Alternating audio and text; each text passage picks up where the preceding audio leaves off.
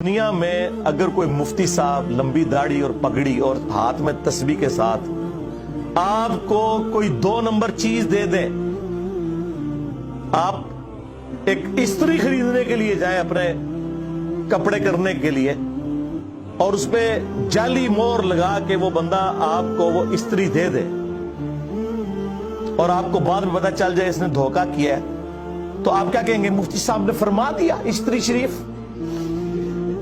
آپ غصے میں بھرے ہوئے جائیں گے اور کہیں گے کہ تو داڑھی رکھ کے بےایمانیاں کر رہا ہے، کہیں گے نا؟ تو یہ داڑھی والے جو مولوی ممبروں پہ چڑھے ہوئے جھوٹ سکھا رہے ہیں آپ کو، ان کو کبھی آپ نے کہا نہیں؟ آپ فرق دیکھ لیں، جہاں آپ کی دنیا کا نقصان ہوتا ہے نہ آپ کو مفتی کی داڑھی نظر آتی ہے، لیکن جہاں آپ کا دین کا نقصان ہو رہا ہے آپ کہتے ہیں مفتی صاحب نے فرما دیا ہے۔